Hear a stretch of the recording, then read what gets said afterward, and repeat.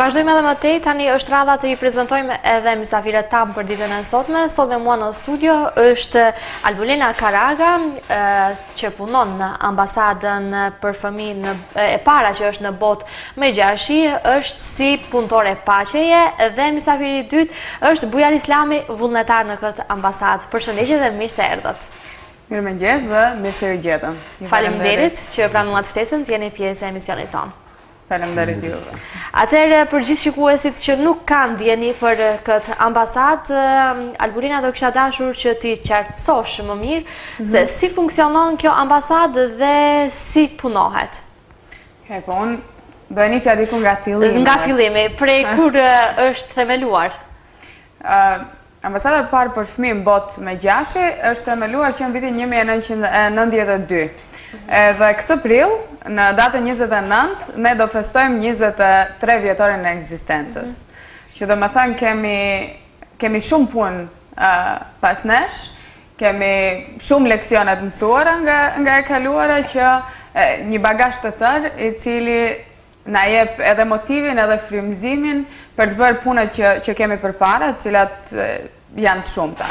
Nga që problemet me të cilat merremi janë të tilla, që kërkojnë punë dhe kërkojnë vizion për një të ardhmë më të mirë. Puna që bëjmë ne nuk është sprint, nuk vrapon 100 metra edhe të kryet, është maraton i gjatë, po ne kemi edhe përkushtimin, edhe vullnetin, edhe besimin se ndryshimet shoqërore janë të mundura dhe se një botë më e mirë për fëmijët është e mundshme të ekzistojë.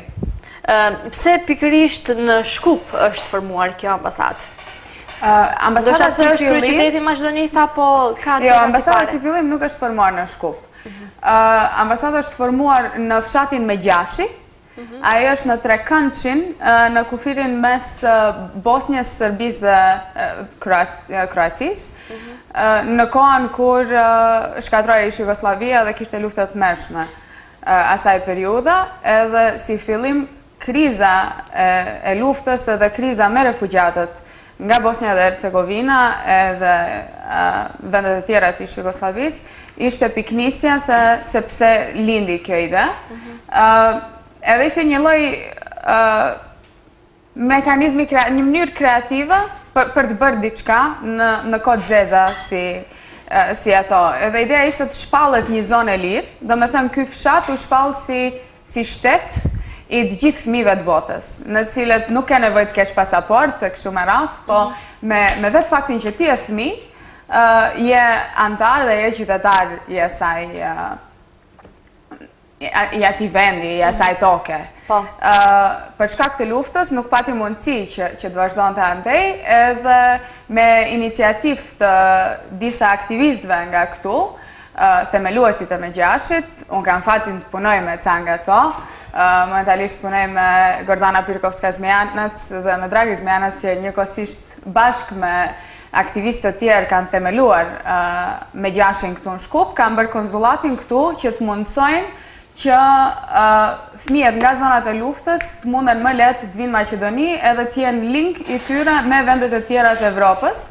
Edhe në atë kohë kanë bërë lobime që të ketë pasaporta diplomatike, për shembull që si diplomat të vegjël, andaj edhe emri ambasadë, të mund të kenë qasje më të lehtë ndaj vendeve të cilat nuk kanë vojtur të paktën hapur prej konflikteve të armatosura. Shumë mirë. Por ju Bujar, si u kyqet për herë të parë në këtë ambasadë? Unë për herë të parë në këtë ambasadë u kyqja ku në shkollën tonë të mesme, isha viti 3 atëherë, në shkollën Dr. Pançe Karagjozov, ati kishte klube për edukim paqësor, ku merrnin pjesë ne nga pala shqiptare dhe ato nga pala maqedone, për qëllim që të afrohemi mes vete me shkëmbim kulturash, që t'i njohim sa më afër problemet e tyre, se problemet mund zgjidhen vetëm duke i biseduar, duke bashkëpunuar me ato, që sa të pak ta thejmë atë urrëqen ndëretnike çka është, e cila është edhe një ndër aktivitetet kyçe të organizatës të ofroj paqe këtu mes dy etniteteve shqiptare dhe maqedonase. Cili është qëllimi kryesor, më intereson, i kësaj ambasade? Qëllimi kryesor i ambasadës është që të arrijnë që të respektohen të drejtat e fëmijëve, që të promovohen dhe të mbrohen këto të drejta, si si dhe të arrijet një kulturë paqeje dhe aksionit pa dhunshëm për zgjidhjen e konflikteve.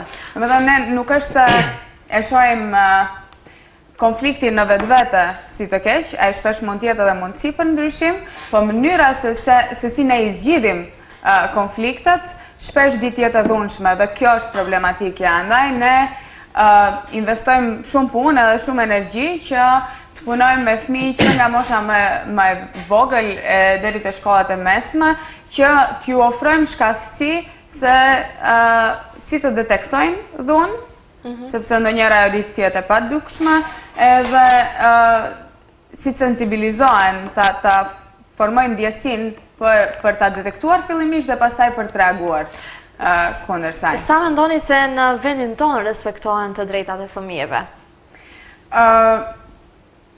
Mendoj që disa nga të drejtat e fëmijëve respektohen, tani është shumë më pak e pranueshme për shembull që fëmijët trifen nëpër shkolla, po ka ndryshuar mënyra e dhunës, po që se përpara merrnim telefonata dhe raportoheshet përgjithsisht për dhunë fizike, tani shumë më shpesh njerëzit lajmërohen tek SOS linja jonë për fëmijë dhe të rinj, që të raportojnë dhunë psikologjike, ngacmim seksual, për fat të keq, që të raportojnë format të tjera të dhunës, shumë shpesh ankohen për varfërin, si dhunë strukturore e cila nuk të vret me njerë, edhe nuk i ka gjurmat aq të dukshme, po për fat të keq pasojat i ka po aq shkatruse. Do me thënë fëmijët, kemi akoma ne jetojmë shoqërinë cilët ka fëmijë rruge, cilët nuk i kanë nevojat bazë të plotësuara, cilët nuk kanë kulm mbi kokë, nuk shkojnë në shkollë, shumë rreth edhe pse arsimi është i obligueshëm, edhe ai fillor edhe ai mesëm në Maqedoni. Cilat janë më intereson ato grup mosha që hasin më shumë në këto probleme dhe që lajmërohen në SOS telefonin? Natyra e lajmërimeve të SOS telefonit ka ndryshuar me vite. Për shembull, përderisa përpara kjo ka qenë linjë ku fëmijët do thrishin edhe detektonin këtë numër, qoftë edhe për probleme simpatiash, apo për problemet ndryshme cilat hasen, për shembull gjyqja më detyron të haj brokoli, apo ushqim të shëndetshëm. Në parim ne duhet të tregojmë që ajo në fakt nuk është shkelje e drejtës tënde, që ushqimi i shëndetshëm është i rëndësishëm dhe gjyqja ka për të mirën tënde. Domethënë jo me automatizëm ne i shajmë prindërit, po përpiqemi që t'i bëjmë partner dhe të promovojmë prindëri të përgjegjshme. Bujar, më intereson cili është kuadri dhe si punohet në ambasadën Megjashi?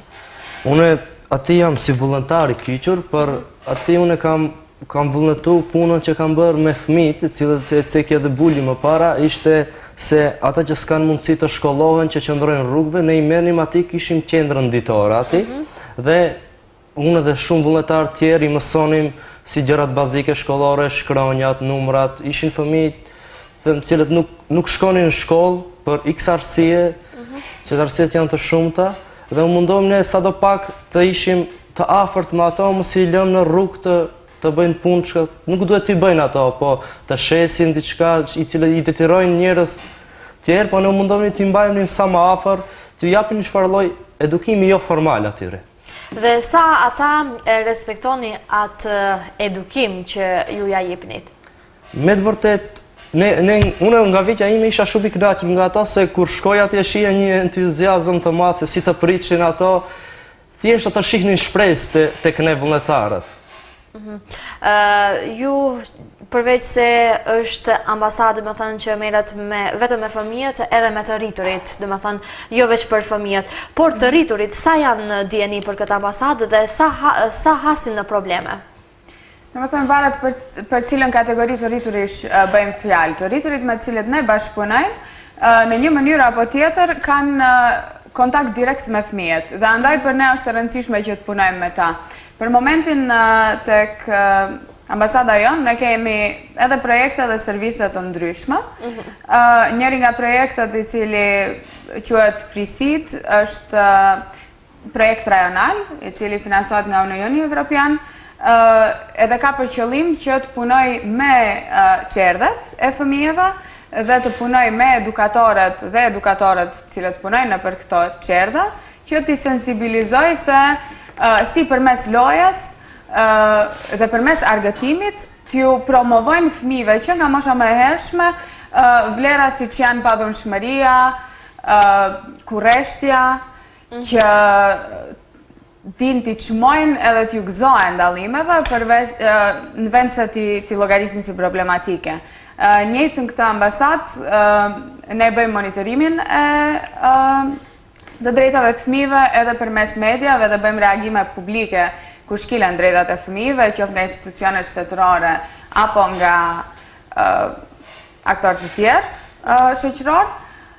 Monitorojmë në mënyrë sistematike gjendjen e fëmijëve me nevojat posaçme edhe të fëmijëve që kanë kushte të rënda financiare që vinë prej familjeve në rrezik, edhe i monitorojmë konkretisht kushtet cilat ato i kanë në procesin arsimor. Në kuadër të ambasadës kemi program për arsimim paqësor, në cilin punojmë me disa shkollat mesme. Është ky programi ku kemi njoftuar bujarin për shembull.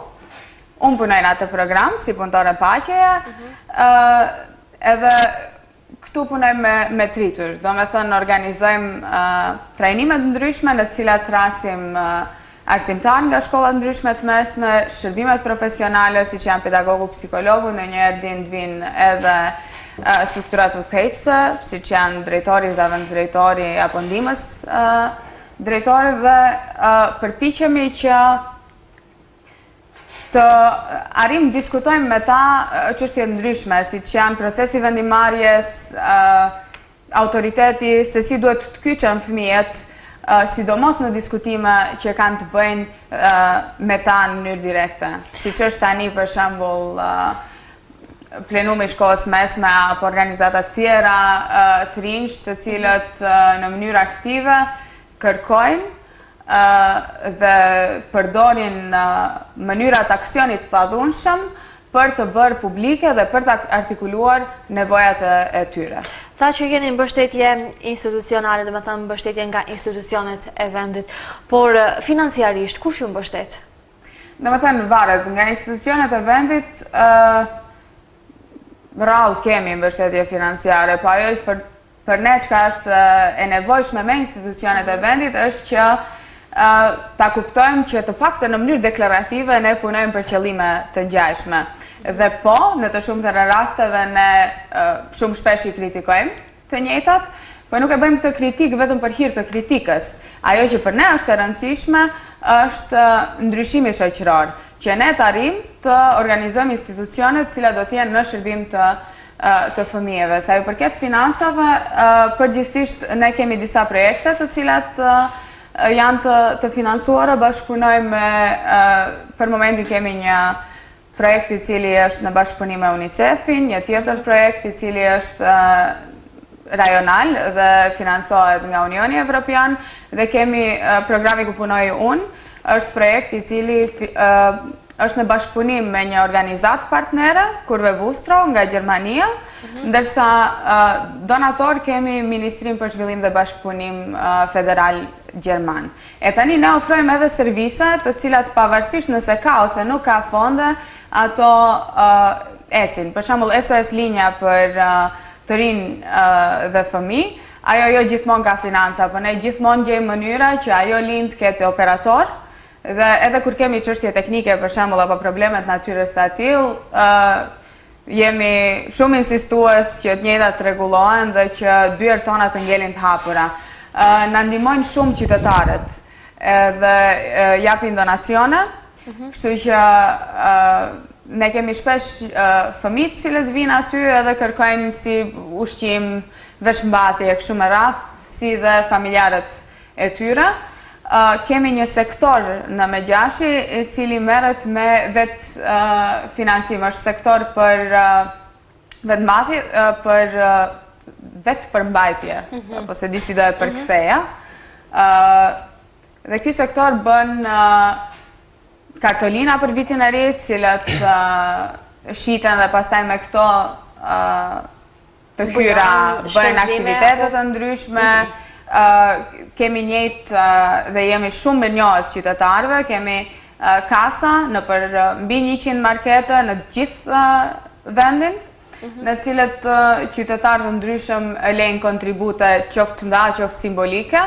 Edhe unë e shfrytëzoj rastin që t'i falenderoj shumë.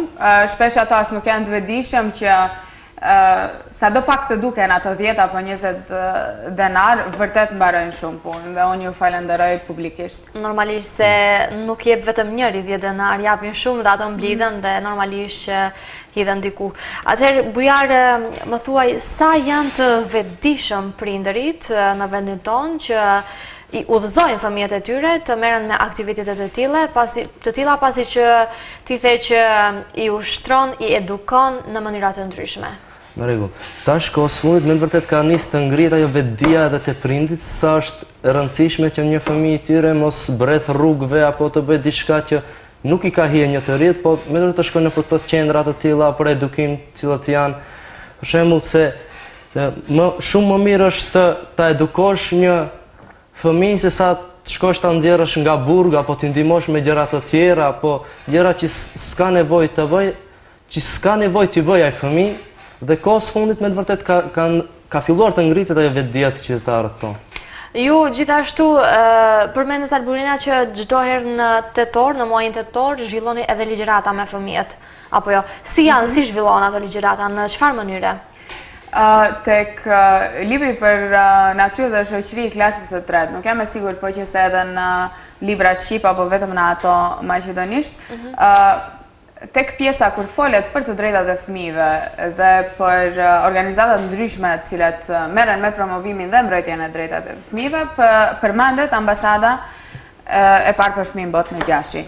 Edhe zakonisht klasat e treta apo fëmijë nga shkolla të ndryshme të iniciuar kryesisht nga arsimtarët na kontaktojnë neve dhe duan që të vinë gjatë muajit tetor, sepse atëherë është ajo të quajtura javë e fëmijëve, po këto aktivitete zakonisht zgjasin gjatë tërë tetorit dhe vinë të vizitojnë hapësirat e ambasadës. Me këtë rast ne e shfrytëzojmë këtë mundësi që të bëjmë punëtori për të drejtat e fëmijëve dhe transformimit kreativ të konflikteve, që në mënyrë të përshtatur për moshën e tyre, të mund t'ju tregojmë se cilat drejta ju takojnë, të bëjë dallimin mes drejtave dhe nevojave dhe mënyrën se si t'i kërkojnë të njëjtat. Normalisht, më intereson sa shqiptarët janë të vetëdijshëm dhe sa janë pjesëmarrës në këto ligjërata?